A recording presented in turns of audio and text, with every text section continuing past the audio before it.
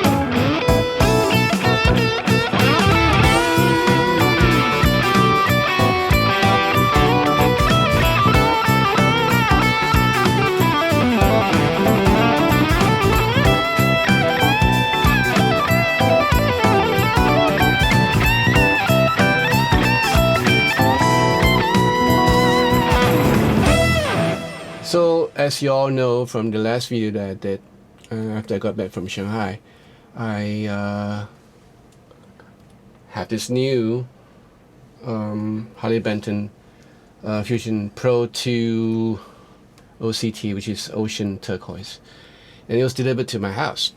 And these days, you know, when I want to buy a guitar, depending on which make of the guitar, you know, it's either I go down to the shop or I buy online.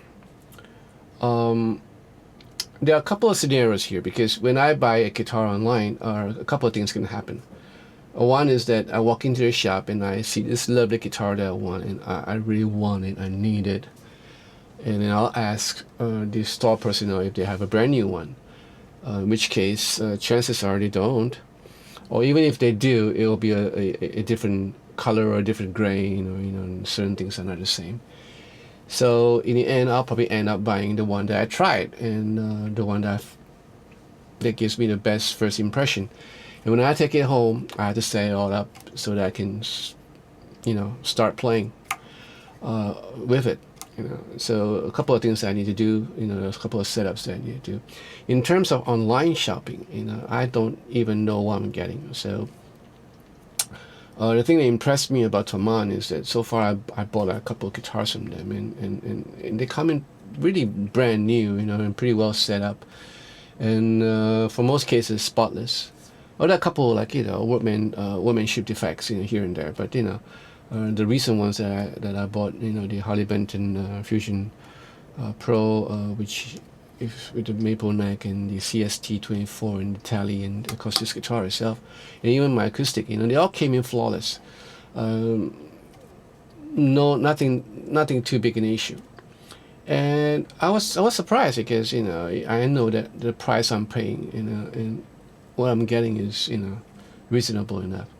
In a shop, you know, you don't know if you fall in love, or if you have your eye on a guitar that's is showing model and that's the only piece that they have, you don't know how many pairs of hands or how many thousands pairs of hands have gone through the guitar, you know, and God knows where these hands have gone, or what they have eaten. Fried chicken. You know, I don't want to go there. But so, you know, the strings are all probably grimy and rusty. So the first thing I'll do is change a brand new set of strings.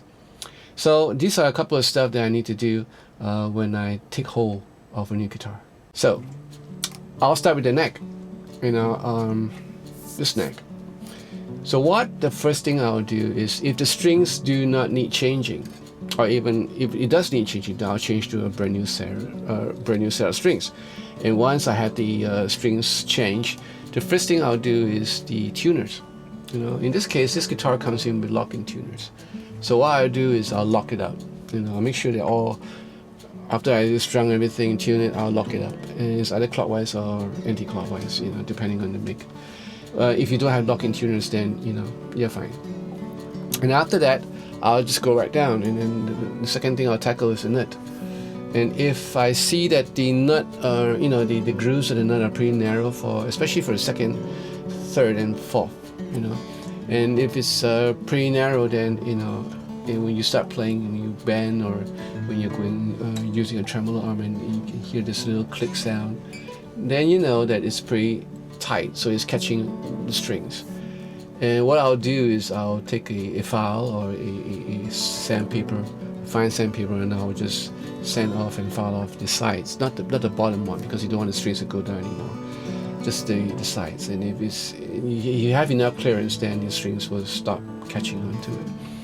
And if it fails, even after sanding, and if you don't want to go any further, you know, then what you do is, what I do is I'll take a pencil lead, or I get one of those stick nuts. You know, what's that? Graphite, carbon? Graphite, whatever. You know, to put on a lubrication film around it, and gets pretty messy with the stick nuts, you know. But you know, so after I've done all that and make sure that, you know, it's smooth, and I'm fine with that. So I'll just go out and down. And if the fretboards are, you know, if you haven't changed your strings yet, and if your fretboards are a bit dry, like in most cases from online shipment, if it's dry, then I'll probably put a touch of lemon oil on it, and then I'll change the strings. But in this case, I didn't want to change the string because the strings are really new, so I'll wait until the next string change before I'll oil the fretboard. In this case, this guitar is not that bad. You know, it's a bit dry, but it's not that bad. After that, I would look at the action of the truss rod, you know, and if it's bolt forward, and then you probably have to tighten it with an Allen key on the neck, or in this case there is a sort of a wheel for the truss rod adjustment, and a tool that comes supplied, you know, with the guitar. You can, if it's bolt forward, then you tighten it clockwise, so you can, you know, once it's started clockwise, the neck will go back. But if it's bowled backwards, then you loosen it, so you go anti-clockwise, so that, you know, you go back. So what I do is I sight the side of the neck, you know, the fret, the sight, against a light source, so I can see the line. And if it's a bit forward, you know, I will just tighten it. If it's a bit backwards, then I'll loosen it. So I'll have a couple of go at it, and it's pretty fast, because yeah, and you get a hang of it, you know, after a while. In the case of this guitar, you know, it came pretty well set up, and you know, the fact that it's been shipped from Germany all the way to Singapore, you know, it gets really cold in Germany this time of year, probably sometimes -0. So you have probably a difference of 30 degrees centigrade differences, because it's always 32 or 30, you know, mid 30s, you know, in Singapore. So allowing the guitar to acclimatize itself is another way to go. So you will probably have to check on it a couple of more days, a couple more times as time goes by. So once you get the action, or the truss rod action set up, I'll head on to the bridge. So in this case, this is a Wilkinson bridge, and it has a tremolo arm in it. And what I'll do is this is a floating bridge. So I would set it up in such a way where I can actually pull up a whole tone with the tremolo arm. So what I do is I will open up the back plate and I'll loosen the springs, so that it kind of like goes forward a little bit. So the bridge will just lean a little bit forward, so I can pull it up. But that takes a little bit of time because you need to tune the guitar, and set it all right. And once I get it all done, I'm done. So this tremolo arm is all set up. And at the meantime, while I'm doing this, I'll do the intonation of the guitar. So there's a video for it. I did a video about intonation a couple of months back. So you might want to check the video out. So I'll do the intonation and any adjustments that I need to do, and then I will expand back the back plate. I'm done with the tremolo bridge. Now the next step I'll do is the individual saddles. So in the case of this guitar, there's a slight curve to the fretboard, just a slight curve, and likewise I will want my bridge to have a slight curve. In this case, in this particular guitar, it was set up pretty well, so there was a slight curve already initiated on the saddles, so it's pretty cool. Thumbs up to the guys in Taman.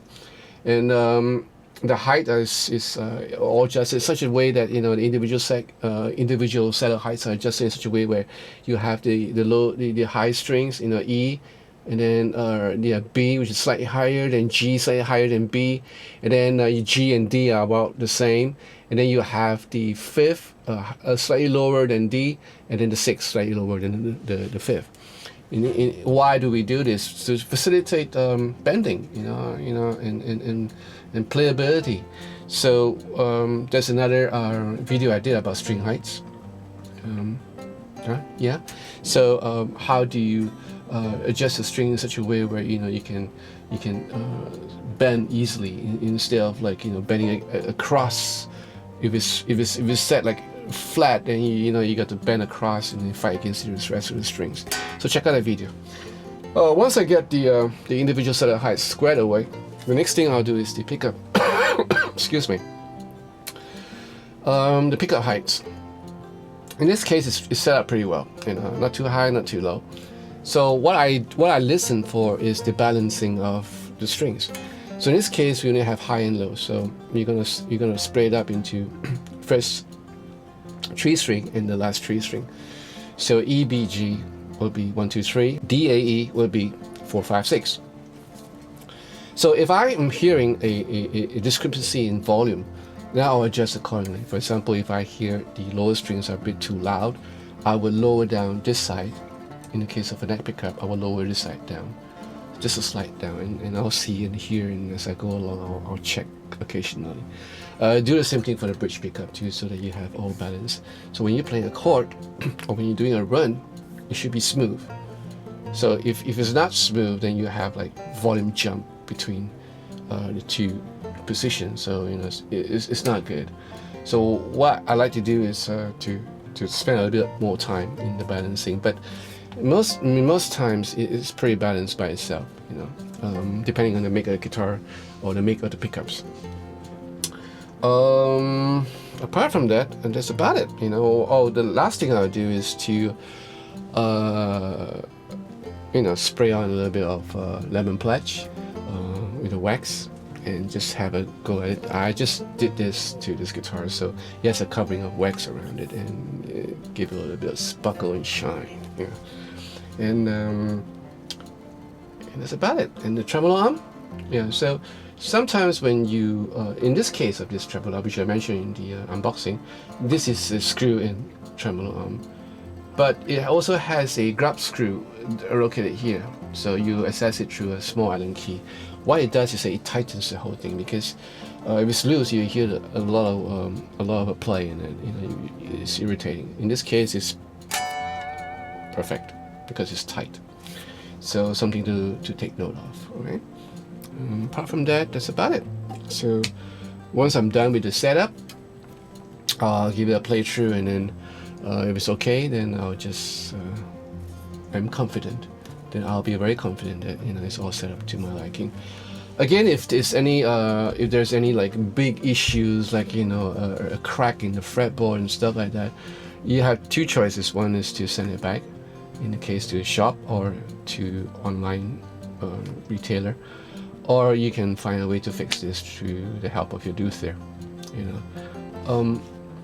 One thing that I would advise you to do is when you go to a shop to get a guitar, is to keep an eye out for little details, like nicks and scratches and stuff like that. In pickups, are they working?